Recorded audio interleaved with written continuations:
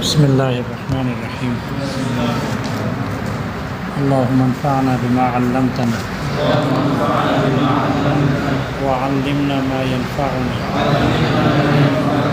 اللہم الہمنا مراشد امورنا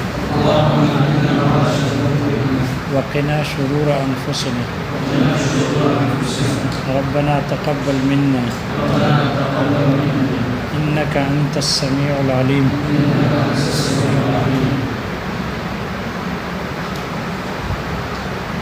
سبق یاد ہے بھائی؟ کوئی بسم اللہ کر لے بھائی.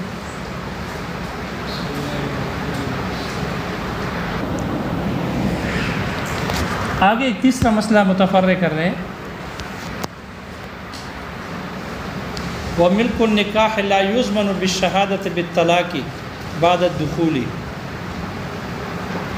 ملک نکاح کا تاوان دخول کے بعد طلاق کی گواہی دینے سے ملک نکاح کا تاوان نہیں دیا جائے گا. ملک نکاح ملک بضع، ملک نکاح یعنی ملک بضع، بضع سے نفع اٹھانا. ایک آدمی کی بیوی ہے تو بیوی کے ساتھ لطف اندوز ہو سکتا ہے، اس سے جماع کرنا اس کے لیے حلال ہے. تو یہ جو بیوی سے لطف اندوز ہوتا ہے، نفع اٹھاتا ہے، جماع کرتا ہے، اس کو تعبیر کیے ملک نکاح سے. کس سے تعبیر کیے؟ ملک نکاح. یہ ملک نکاح اگر کوئی آدمی طلاق کے بعد، دخول کے بعد طلاق کی گواہی دے دے اور اس کا یہ ملک نکاح ضائع ہو جائے تو اب اس کا تاوان نہیں دیا جائے گا، اس کا تاوان نہیں دیا جائے گا. صورت مسئلہ سمجھو. دو گواہوں نے گواہی دی کہ امین نے اپنی بیوی کو طلاق دی ہے دخول کے بعد. دخول کیا ہے، اس کے بعد پھر امین نے اپنی بیوی کو کیا دے دی؟ طلاق دی. ہم گواہی دیتے ہیں، ہمارے سامنے دیے. قاضی نے جو تزکیہ کرنا چاہ رہا تھا گواہوں کی، تزکیہ کیا نہیں کیا. قاضی نے ان دو گواہوں کی بنیاد پر امین کے خلاف فیصلہ دیا کہ تم نے چونکہ دخول کیا ہے تو مہر واجب ہے، اس لیے بیوی کو مہر ادا کر دو. اور قاضی اس کے خلاف فیصلہ کرے کہ بیوی سے جدا ہو جاؤ اور جدائی کا فیصلہ کر لے، اس لیے کہ آپ نے بیوی کو طلاق دی. ان دو گواہوں نے گواہی دی. قاضی نے امین کے خلاف، شوہر کے خلاف فیصلہ کیا. پھر دو گواہوں نے بعد میں کہا کہ ہم نے تو جھوٹ بولا تھا. ہم نے کیا بولا تھا؟ وہ دونوں گواہ رجوع کر لے اور کہہ دے ہم نے جھوٹ بولا تھا. اب یہ دو گواہ اس شوہر کے لیے کسی شے کے ضامن ہوں گے یا نہیں ہوں گے؟ تو احناف کہتے ہیں کہ ان دو گواہوں نے شوہر کو کوئی نقصان تو نہیں کیا، سوائے استمتاع کی حلت جو تھی، جماع کی اباحت تھی، حلت تھی، صرف وہ ضائع ہو گئی. باقی مہر جو شوہر پر واجب ہو گیا تھا، قاضی نے فیصلہ کیا تھا، تو مہر تو گواہوں کی گواہی کی وجہ سے واجب نہیں ہوا، وہ تو دخول کی وجہ سے واجب ہوا. چاہے یہ دو گواہ گواہی دیتے یا نہ دیتے، چونکہ اس نے بیوی کے ساتھ دخول کیا ہے، اس پر مہر کی ادائیگی کیا ہے؟ واجب ہے. جب مہر کی ادائیگی واجب تھی تو وہ گواہوں کی وجہ سے نہیں ہوئی، وہ دخول کی وجہ سے ہوئی. اب صرف اور صرف یہ رہ گیا کہ اس نے یہ جو بیوی سے لطف اندوز ہو رہا تھا، اس کے لیے جماع کی حلت تھی، وہ ضائع ہو گئی ان دو گواہوں کی گواہی کی وجہ سے. اور وہ منفعت استمتاع، وہ جو منفعت تھی ان دو گواہوں کی گواہی کی وجہ سے وہ ضائع ہو گئی، اور وہ جو منفعت تھی وہ قابل ضمان نہیں، اس لیے کہ اس کا مثل نہیں ہے، اس کا مثل نہیں. ہم یہ نہیں کہہ سکتے کہ چونکہ ان دو گواہوں کی وجہ سے اس شوہر کی حل استمتاع ضائع ہو گئی، اب یہ دو گواہ اپنی بیوی ایک ایک باری باری کر کے اپنی بیوی اس کے پاس لے جائے تاکہ وہ اس سے لطف اندوز ہو، کیونکہ وہ اپنی بیوی سے لطف اندوز ہوتا تھا، جماع کرتا تھا. ان دو گواہوں کی وجہ سے ان کا وہ جماع ختم ہو گیا، کیونکہ طلاق ہو گئی، قاضی نے تفریق کر لی. تو اب یہ یہ حل استمتاع کے یعنی جماع کے مثل نہیں ہو سکتا کہ اب گواہوں کا کہے کہ وہ اپنی بیوی لے جائے اور وہاں پر وہ اس سے جماع کرے تاکہ وہ جو حل استمتاع اس کا ضائع ہو گیا تھا یہ اس کا مثل ہو۔ استبدال البضع ببضع یہ شریعت میں حرام ہے، اس لیے اس کا مثل نہیں، صوری بھی نہیں اور معنوی بھی نہیں۔ صورتاً تو یہ ہے کہ اب گواہ اپنی بیوی لے کے جائے اور وہ اسے جمع کرے تو یہ تو شریعت میں جائز نہیں ہے، حرام ہے، تو صورتاً تو نہیں ہے، معناً بھی نہیں ہے۔ ہم یہ نہیں کہہ سکتے کہ چونکہ اس کے جماع ضائع ہو گیا، ملک استمتاع بالملک نکاح وہ ضائع ہو گیا، اس لیے اب اس کے بدلے میں مال کو واجب کیا جائے، مال کو بھی واجب نہیں کر سکتے، مال کو بھی واجب نہیں کر سکتے، اس لیے کہ مال بھی اس کا مثل نہیں ہے۔ اس لیے کہ یہ جو استمتاع جماع کا حلال ہونا تھا یہ کوئی متقوم ہے ہی نہیں، اس کے مقابلے میں مال ہے ہی نہیں۔ جب متقوم ہی نہیں ہے تو پھر ہم اس کے مقابلے میں مال بھی واجب نہیں کر سکتے۔ اس لیے ہمیں نہیں کہہ سکتے کہ 50,000 ہزار روپے دے دو، ایک لاکھ روپے دے دو، مال بھی واجب نہیں کر سکتے۔ کیوں؟ اس لیے کہ سمن کس کے مقابلے میں لا رہے ہو؟ جس چیز کے مقابلے میں لا رہے ہو وہ حلت جماع ہے اور وہ متقوم ہے ہی نہیں۔ جب متقوم نہیں ہے تو اس کے مقابلے میں مال بھی اس کا مثل نہیں بن سکتا، اس کے مقابلے میں مال نہیں آ سکتا۔ یہ بات سمجھ میں آئی؟ اس لیے کہ وہ متقوم نہیں۔ ملک بضع کا اور ملک نکاح کا متقوم ہونا صرف اور صرف نکاح کے وقت متقوم ہو جاتا ہے۔ یہ جو ملک نکاح ملک بضع ہے یہ متقوم بن جاتا ہے عند النکاح، لیکن وہ ضرورتاً ہے۔ وہ کیا ہے؟ ضرورتاً ہے۔ ویسے ملک بضع جو ہے وہ متقوم نہیں ہے، اس لیے اس کے مقابلے میں مال واجب نہیں کر سکتے۔ ہاں عند النکاح متقوم بن جاتا ہے، اس لیے اس کے مقابلے میں مہر واجب ہوتی ہے۔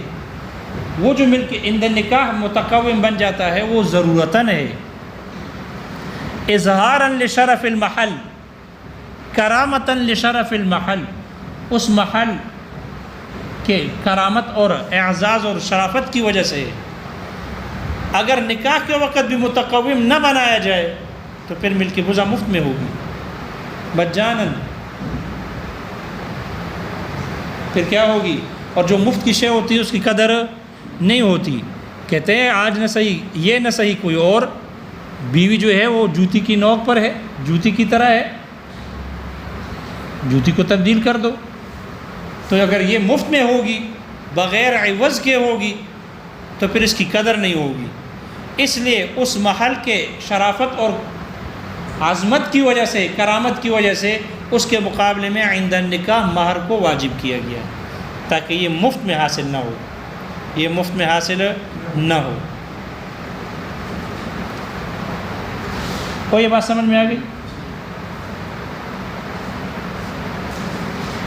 اس لیے جب نکاح کے وقت اس کا متقوم ہونا ضرورتاً ہے، اس محل کے اعزاز اور کرامت اور شرافت کی وجہ سے ہے، تو اب اس پر ہم یہ نہیں کہہ سکتے کہ یہ اصل متقوم ہے اس لیے اس کے مقابلے میں مال ہو۔ وہاں ضرورتاً تھا، جب ضرورتاً تھا تو اب یہ متقوم نہ رہا، یہ متقوم اصلاً نہیں ہے۔ جب اصلاً متقوم نہیں ہے تو اس کے مقابلے میں مال بھی واجب نہیں ہوگی۔ اس لیے مال بضع، دوسری بضع بھی اس کا مثل نہیں، کیونکہ شریعت میں استبدال البضع ببضع حرام ہے، اور مال بھی اس کے مقابلے میں واجب نہیں کر سکتے کیونکہ وہ بھی اس کا مثل، کیونکہ وہ متقوم ہے ہی نہیں۔ اور جو عند النکاح متقوم ہو گئی ہے وہ ضرورتاً تھی۔ جب ثبوتاً ضرورتاً تھی تو زوالاً تو یہ بالکل متقوم نہیں ہے۔ جب یہ ملک بضع شوہر کے لیے ثابت ہو رہی تھی عند النکاح تو ضرورتاً متقوم ہو گئی، لیکن جب یہ زائل ہو رہی تھی طلاق کی صورت میں تو یہ بالکل متقوم نہیں، یہ بالکل متقوم نہیں ہے۔ جب متقوم نہیں ہے تو اس کے مقابلے میں ہم مال کو بھی واجب نہیں کر سکتے۔ یہی وجہ ہے، شارح کہتے ہیں چونکہ عند النکاح ضرورتاً متقوم ہے، اس لیے جب یہ ثابت ہوتی ہے تو بیوی کی اجازت کی بھی ضرورت ہے، ولی کی اجازت کی بھی ضرورت ہے، گواہوں کا ہونا بھی ضروری ہے، اور مال بھی ضروری ہے، مال بھی ضروری ہے۔ لیکن جب زائل ہو رہی تھی، طلاق کی صورت میں ختم ہو رہی تھی، تو نہ عورت کی اجازت کی ضرورت، نہ ولی کی اذن کی ضرورت، نہ گواہوں کی موجودگی کی ضرورت، اور نہ ہی مال کی ضرورت ہے، کیونکہ طلاق تو بلا مال ہوتا ہے، کبھی کبھی بالمال ہو جاتا ہے۔ کوئی ہوگا جو مال کے لے کر طلاق دے؟ عام طور پر بلا مال، بلا اصل تو طلاق میں یہی ہے کہ بلا عوض ہو۔ معلوم ہوا کہ طلاق ملک بضع یہ زوال کے وقت بالکل متقوم نہیں ہے، ہاں ثبوتاً متقوم، عند النکاح متقوم ہو جاتی ہے، وہ ضرورتاً ہے۔ وہ کیا ہے؟ ضرورتاً ہے۔ اس لیے جب یہ متقوم ہے نہیں تو اس کے مقابلے میں ہم مال کو بھی واجب نہیں کر سکتے۔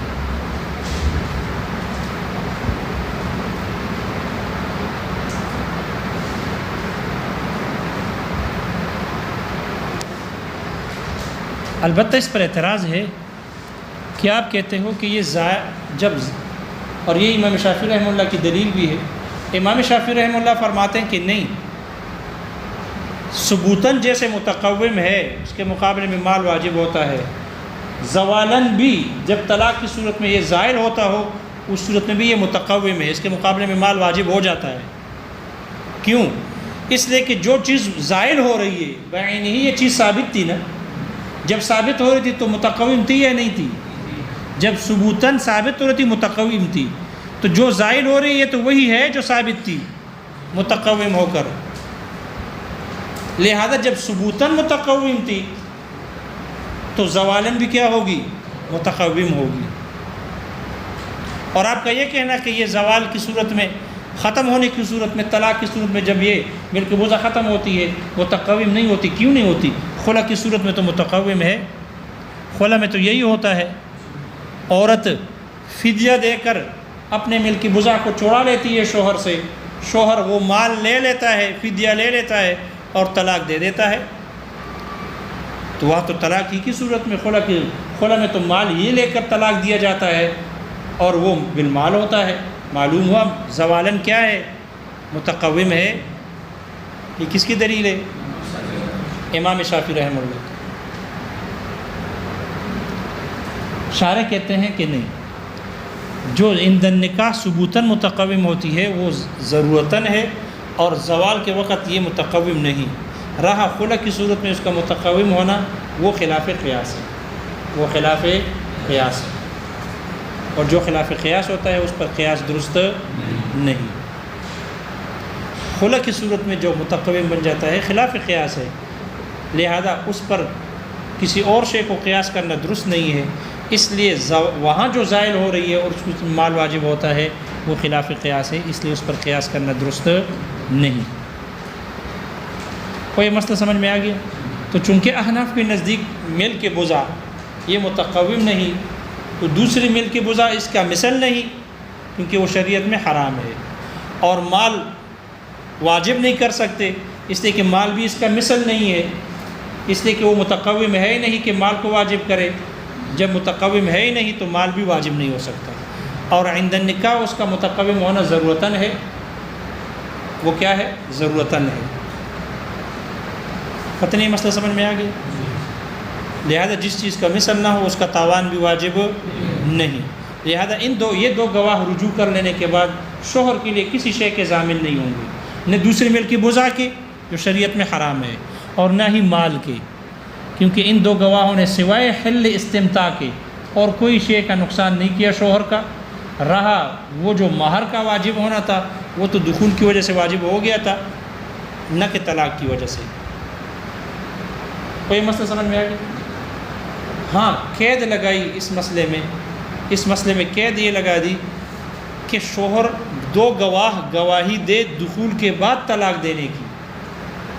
اگر دخول کی قید نہ ہو، دخول کی قید نہ ہو، اس صورت میں پھر دو گواہ گواہی دے، یعنی دخول نہ ہوا ہو اور دو گواہ گواہی دے کس نے اپنی بیوی کو طلاق دی ہے، اور پھر قاضی اس کے خلاف فیصلہ کر لے، تو جب شوہر بیوی سے دخول نہ کرے تو اس پر نصف مہر واجب ہوتا ہے۔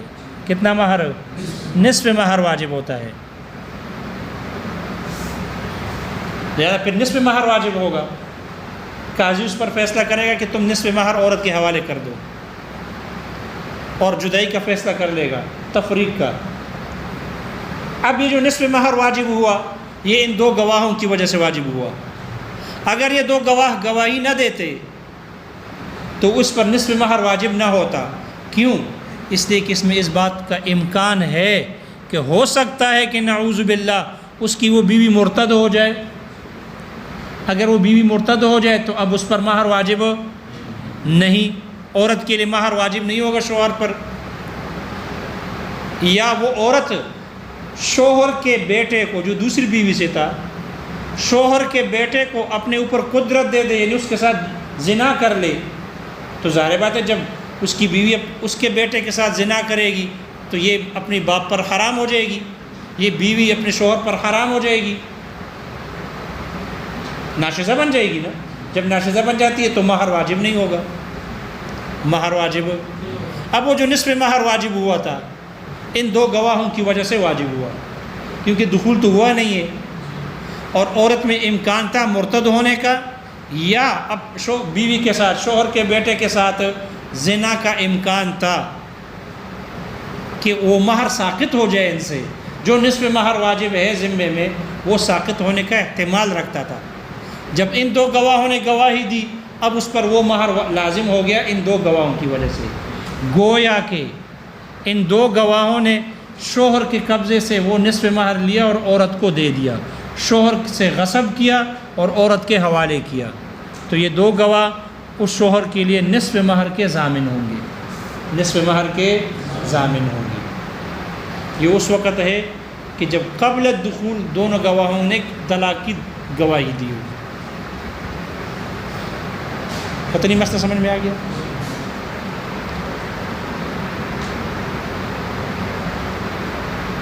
یہ تین مسائل تھے جو اس اصول پر متفرع تھے کہ جس شے کا مثل نہ ہو، نہ مثل صوری نہ مثل معنوی، نہ مثل کامل نہ مثل قاصر، اس کا تاوان بھی واجب، عند الاحناف اس کا تاوان واجب نہیں، زمان واجب نہیں ہوتا. یہ تین مسائل اس پر متفرع ہو گئے. آگے مصنف رحمہ اللہ مامور بھی کے لیے حسن کو ذکر کر رہے ہیں کہ جب مامور بھی عامر نے کسی کام کرنے کا حکم دیا، عامر نے کہ یہ کام کر لو، تو وہ مامور بھی جو بھی ہوگا، کرنے والا کام ہوگا، ضرور اس میں کوئی نہ کوئی صفت حسن ہوگی. شاشی کا مسئلہ ہے. مامور بھی کے لیے صفت حسن کا ثابت ہونا ضروری ہے. کیوں ضروری ہے؟ اس لیے کہ عامر حکیم ذات ہے. عامر کو کیا ہے؟ عامر جو ہے وہ حکیم ذات ہے، اور حکیم ظاہر بات ہے منکر اور فحشا کا حکم تو نہیں دیتا. جس کام کا حکم دیتا ہے وہ مامور بھی ضرور اس میں صفت حسن ہوگی، اس میں صفت حسن ضرور، حسن کی صفت اس میں ہوگی، اور وہ مامور بھی حسن ہوگی. کیا ہوگی؟ حسن ہوگی.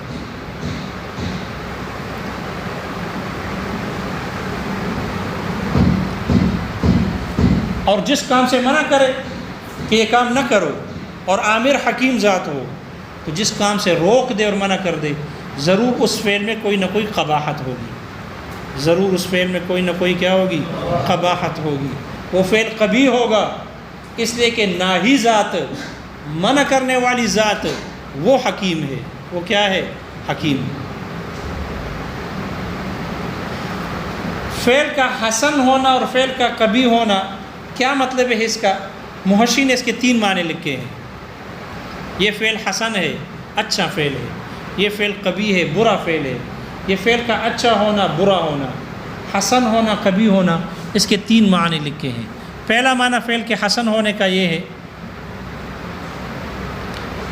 کہ وہ صفت کمال ہو.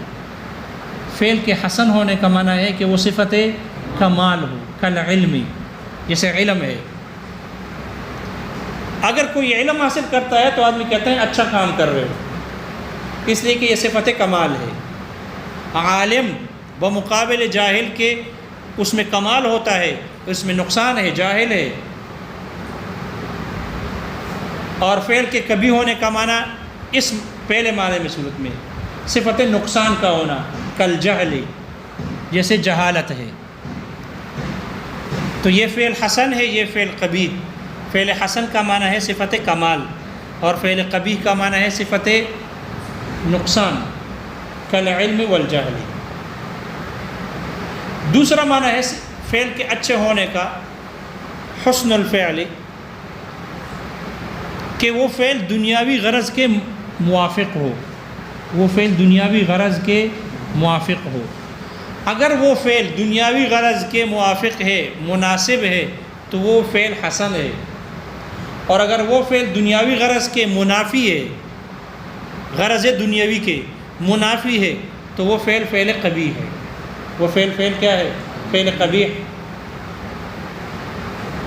جیسے کہ مثال کے طور پر ایک پاک صاف ستھرا پھل ہے، اگر آدمی اس کو کھاتا ہے تو اس کی دنیاوی غرض کے منافی ہے، موافق ہے، صحت بنتی ہے، اس کے لیے فائدہ مند ہے، لہذا ہم کہیں گے یہ فعل حسن ہے.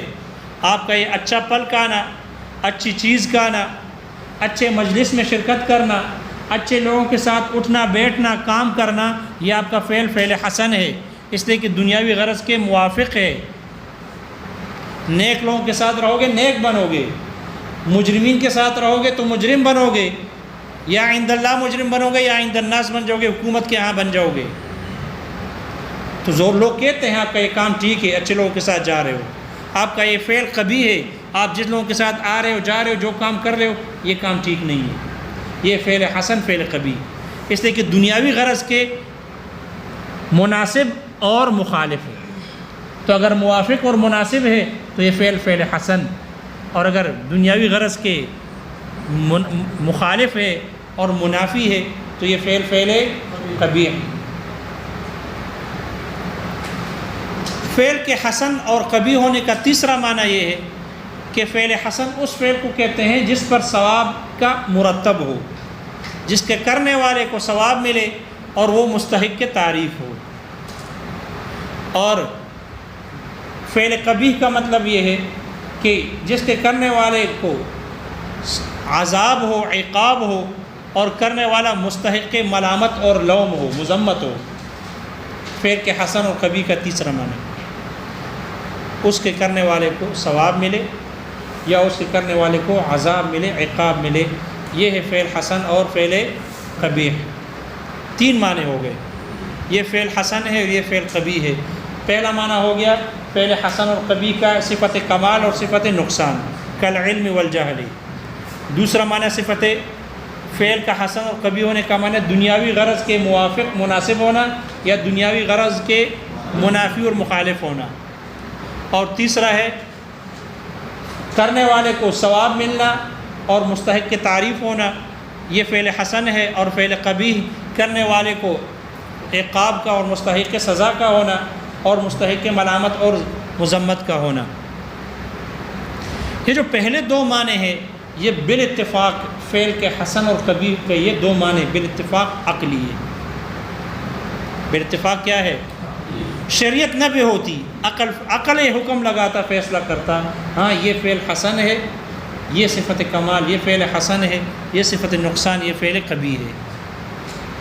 اس کے لیے شریعت کی ضرورت نہیں. زمیندار کو بھی پتہ ہے، رشکے والے کو بھی پتہ ہے، موچی کو بھی پتہ ہے، سبزی والے کو بھی پتہ ہے کہ علم اچھی چیز ہے، جہالت بری چیز ہے.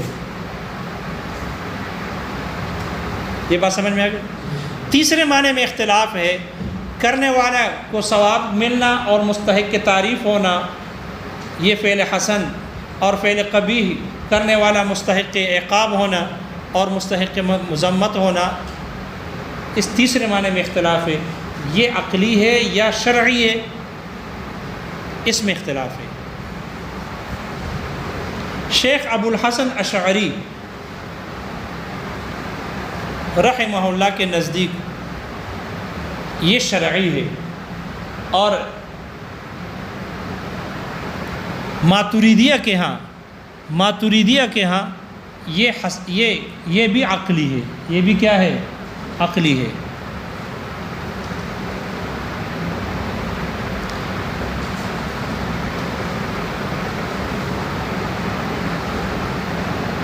شیخ ابو منصور ماتریدی، شیخ ابو منصور ماتریدی، شیخ ابو منصور ماتریدی فرماتے ہیں کہ تیسرے معنی میں بھی عقلی ہے، اور شیخ ابو الحسن اشعری رحمہ اللہ وہ فرماتے ہیں کہ تیسرے معنی میں شرعی ہے، اور باقی دونوں پہلے دو معنوں پر تو اتفاق ہے کہ عقلی ہے۔ شیخ ابو الحسن اشعری رحمہ اللہ فرماتے ہیں کہ یہ شرعی ہے۔ شرعی ہونے کا مطلب سمجھو بھائی، شرعی ہونے کا مطلب یہ ہے، شیخ ابو الحسن اشعری رحمہ اللہ فرماتے ہیں کہ تمام افعال برابر تھے، ایمان کفر،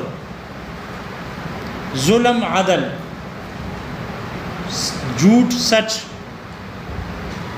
زنا پرہیزگاری، تمام افعال برابر تھے، تمام افعال برابر تھے۔ شریعت نے جس کام کرنے کا حکم دیا وہ حسن بن گیا۔ شریعت نے کہا ایمان لے آؤ تو ایمان لانا فعل حسن ہو گیا۔ شریعت نے کہا کفر نہ کرو، کفر قبیح بن گئی، پہلے نہیں تھی اب ہو گئی۔ شریعت نے کہا سچ بولو تو سچ فعل حسن ہو گیا۔ شریعت نے کہا جھوٹ نہ بولو تو اب جھوٹ بولنا کیا ہو گیا؟ قبیح۔ پہلے برابر تھے، تمام افعال برابر تھے۔ شریعت نے جس کام کرنے کا حکم دیا وہ حسن بن گئے، اور جن کام سے منع کر دیا وہ قبیح بن گئے۔ افعال کے شرعی ہونے کا مطلب یہ ہے کہ پہلے سارے برابر تھے، جس کام کرنے کا شریعت نے حکم دیا وہ حسن ہو گئے، اور جس کام سے منع کر دیا وہ قبیح ہو گئے۔ اگر یہ معاملہ برعکس ہوتا، اگر یہ معاملہ برعکس ہوتا، اگر شریعت جھوٹ بولنے کا حکم دیتی تو جھوٹ حسن ہوتی، اور اگر سچ کرنے سچ سے منع کرتی تو سچ کیا ہوتی؟ قبیح بن جاتی، کیونکہ پہلے تو سارے افعال برابر تھے۔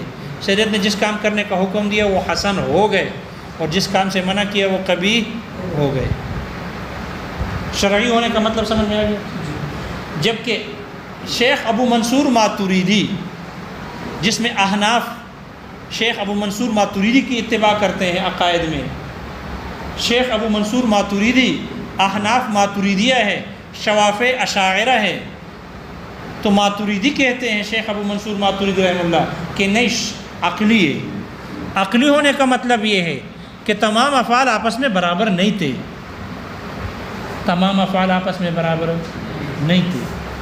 نفس الامر میں، حقیقت میں، واقعہ میں، خارج میں کچھ افعال حسن تھے، کچھ افعال قبیح تھے، کچھ افعال حسن تھے اور کچھ افعال قبیح تھے۔ جو حسن تھے شریعت نے آ کر اس کے کرنے کا حکم دیا، اور جو قبیح تھے شریعت نے آ کر اس سے منع کر دیا۔ شریعت کے حکم دینے سے حسن اور قبیح نہیں بنے کہ شریعت نے حکم دیا تو حسن ہو گئے، اور شریعت نے منع کر دیا تو کیا ہو گئے؟ قبیح ہو گئے۔ نہیں، بلکہ پہلے سے اس میں حسن اور قبح موجود تھا، کچھ حسن تھے کچھ قبیح تھے۔ جس کے کرنے کا حکم دیا وہ حسن بن گئے، وہ حسن ہے، اور جس سے منع کر دیا جو قبیح تھے اس سے منع کر دیا۔ افعال کے عقلی ہونے کا مطلب سمجھ میں آ گیا؟ فعل کا حسن اور قبیح ہونا عقلی ہے، عقلی ہونے کا مطلب یہ ہے۔ احناف کہتے ہیں یہ ایسا ہی ہے کالطب والطبیب، جیسے طب ہے یا طبیب ہے، وہ دوائیوں میں نفع اور نقصان نہیں ڈالتا۔ طبیب آپ کو بتاتا ہے یہ دوائی نہ کھاؤ، اس میں نقصان ہوگا آپ کو، یہ دوائی کھاؤ، یہ اس میں آپ کے لیے فائدہ مند ہے۔ تو طبیب نے ڈالا اس میں نفع نقصان، کس نے ڈالا؟ پہلے سے دوائیوں میں نفع نقصان ہے، کچھ دوائیاں جسم کے لیے فائدہ مند ہے، کچھ دوائیاں جسم کے لیے مریض کے لیے نقصان دہ ہے۔ پہلے سے کچھ اچھے تھے کچھ نقصان دہ تھے، طبیب نے آپ کو واضح کر دیا، اس سے پردہ اٹھایا، واضح کر دیا کہ یہ نہ کھاؤ، تو جو جسم کے لیے نقصان دہ تھے اس سے منع کر دیا، اور جو جسم کے لیے مفید تھے اس کے کرنے کا پینے کا حکم دیا۔ ایسے ہی افعال، تمام افعال کچھ حسن تھے کچھ قبیح تھے، جو حسن تھے شریعت نے کرنے کا حکم دیا، اور جو قبیح تھے اس سے منع کر دیا۔ اور عقلی و شرعی ہونے کا فرق سمجھ میں آ گیا؟ ہمارے ساتھ ہو؟ یہ ماتوریدیہ کا، اور معتزلہ، ہمارے ساتھ معتزلہ بھی ہے کیونکہ وہ بھی ماتوریدیہ ہی ہے، وہ بھی ماتوریدیہ ہے۔ ماتوریدیہ اور معتزلہ کا یہ مذہب ہے کہ افعال تینوں معنوں میں عقلی ہے، افعال کا حسن اور قبح عقلی ہے، جبکہ اشاعرہ تیسرے معنی میں کہتے ہیں کہ نہیں، شرعی ہے۔ پھر ہمارے اور معتزلہ، ماتوریدیہ اور معتزلہ کے درمیان پھر تھوڑا سا فرق ہے۔ معتزلہ اور ماتوریدیہ دونوں کہتے ہیں تیسرے معنی میں بھی عقلی ہے، لیکن ان دونوں میں تھوڑا سا فرق ہے۔ دو فرق ذکر کیے، ایک کو شارح نے اور ایک کو محشی نے۔ معتزلہ یہ کہتے ہیں، ہم میں اور معتزلہ میں، ماتوریدیہ میں اور معتزلہ میں فرق یہ ہے، معتزلہ کہتے ہیں جو فعل حسن ہے یستلزم الحکمہ، یہ حکم کو لازم کرتا ہے اللہ پر، اللہ پر حکم کو واجب کرتا ہے کہ جو افعال حسن ہے اللہ پر واجب ہے کہ اس کے کرنے کا حکم دے، اور جو افعال قبیح ہے اللہ پر لازم ہے کہ اس سے منع کرے۔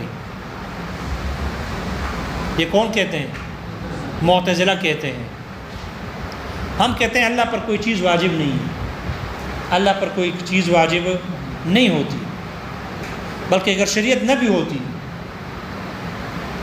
بھی ہوتی اور افعال ہوتے اور کرنے والے ہوتے تو جو فعل اباحت کی صلاحیت رکھتی ہے وہ فعل مباح ہوتا، اور جو فعل حرمت کی صلاحیت رکھتی ہے وہ فعل حرام ہوتا، شریعت نہ بھی ہوتی۔ لیکن معتزلہ کہتے ہیں کہ نہیں، جو افعال حسن ہے وہ اللہ پر حکم کو لازم کرتے ہیں، واجب کرتے ہیں کہ اللہ اس کے کرنے کا حکم دے۔ ہم کہتے ہیں اللہ پر کوئی چیز واجب نہیں ہو سکتی۔ دوسرا وجہ فرق، شریعت کہتی ہے افعال کا حسن اور قبح عقلی ہے دونوں کے ہاں، یعنی پہلے سے کچھ افعال حسن تھے، کچھ، اب کون فیصلہ کرے گا کہ یہ فعل حسن ہے اور یہ قبیح ہے؟ ان کے نزدیک فیصلہ کرنے والی ذات عقل ہے، معتزلہ کے نزدیک فیصلہ کرنے والی ذات عقل ہے، عقل فیصلہ کرتی ہے یہ فعل حسن ہے تو وہ فعل حسن ہے، اور یہ فعل قبیح ہے تو وہ فعل قبیح۔ فیصلہ کرنے والی ذات، حاکم ذات، وہ عقل ہے۔ ہم کہتے ہیں نہیں، عقل حاکم نہیں ہے بلکہ شریعت حاکم ہے۔ افعال پہلے سے کچھ حسن تھے، کچھ قبیح تھے، شریعت نے جس کے کرنے کا حکم دیا وہ حسن ہے، اور شریعت نے جس سے منع کر دیا وہ کیا ہے؟ قبیح ہے۔ عقل فیصلہ نہیں کرتی، اس لیے کہ عقل بہت سی چیزوں کی طرف عقل کی رہنمائی ہو جاتی ہے، عقل وہاں راہیاب ہو جاتا ہے، عقل کی رہنمائی ہوتی ہے، اور بہت سی چیزیں عقل میں نہیں آتی، اس لیے عقل کی وہاں رسائی نہیں ہوتی۔ مثال کے طور پر سچ بولنا مفید ہے، اچھا ہے، مفید ہے، ہندو بھی اس کے قائل ہے، انگریز بھی مانتا ہے، یہودی بھی مانتا ہے کہ جھوٹ بولنا برا ہے اور سچ بولنا اچھا ہے۔ عقل بھی فیصلہ کرتی ہے کہ صدق جو ہے یہ فعل حسن ہے اور کذب یہ فعل قبیح ہے۔ لیکن رمضان کے آخری دن کا روزہ یہ فعل حسن ہے اور شوال کے پہلے دن کا روزہ یہ فعل قبیح ہے، عقل اس میں فیصلہ نہیں کر سکتی، اس لیے کہ آج بھی دن ہے، کل بھی دن ہے، پیر بھی ایک دن ہے اور منگل بھی دن ہے۔ پیر کے دن روزہ رکھنا فعل حسن ہے اور منگل کے دن روزہ رکھنا فعل قبیح، کیونکہ یکم شوال ہے، تو عقل کی رسائی یہاں نہیں ہے۔ تو ہم کہتے ہیں کہ عقل حاکم نہیں بن سکتا، چند چیزوں، کچھ چیزیں ایسی ہیں کہ وہاں عقل کی رسائی ہوتی ہے، عقل فرق کر سکتا ہے کہ ہاں یہ حسن ہے یہ قبیح، اور بہت سی چیزیں عقل وہاں نہیں پہنچ سکتا تو عقل اس میں فیصلہ نہیں کر سکتی۔ عقل کے نزدیک تو دونوں روزے ہیں، دونوں دن ہے، اس لیے عقل تو فیصلہ کرے گی۔ جب پیر کے دن روزہ جائز ہے تو منگل کو بھی جائز ہے، اگر منگل کو ناجائز ہے تو پھر پیر کو بھی ناجائز ہونا چاہیے۔ لیکن شریعت کہتی ہے چونکہ وہ رمضان ہے روزہ رکھنا واجب، اور وہ چونکہ شوال ہے اس لیے وہاں روزہ ممنوع ہے۔ وہی مسئلہ سمجھ میں آ گیا؟ اس لیے ہم میں اور معتزلہ میں دو وجہ فرق آ گئے، دونوں فعل کے عقلی ہونے کے قائل ہیں، لیکن ہمارے نزدیک فعل کا عقلی یہ فیصلہ کون کرے گا کہ یہ افعال حسن ہے اور یہ قبیح ہے؟ ہمارے نزدیک فیصلہ کرنے والی ذات شریعت ہے، اور ان کے نزدیک فیصلہ کرنے والی ذات عقل ہے۔ ان کے نزدیک دوسرا وجہ فرق، ان کے نزدیک جو فعل حسن ہے اللہ پر حکم کو لازم کرتے ہیں کہ اللہ اس کے کرنے کا حکم دے، اللہ پر واجب ہے، اور جو فعل قبیح ہے اللہ پر لازم کرتا ہے کہ وہ اللہ اس سے منع کرے۔ ہم اور ماتریدیہ کے نزدیک اللہ پر کوئی چیز واجب نہیں۔ تو ہم میں اور معتزلہ میں یہ دو وجہ فرق ہے۔ باقی دونوں اس بات کے قائل ہیں کہ کچھ افعال حسن ہے اور کچھ افعال واقعہ میں، نفس الامر میں، خارج میں کچھ افعال حسن ہے اور کچھ افعال قبیح ہے۔ شریعت کے آنے سے حسن و قبیح نہیں بنے، بلکہ پہلے سے کچھ افعال حسن ہے، کچھ کیا ہے؟ قبیح ہے۔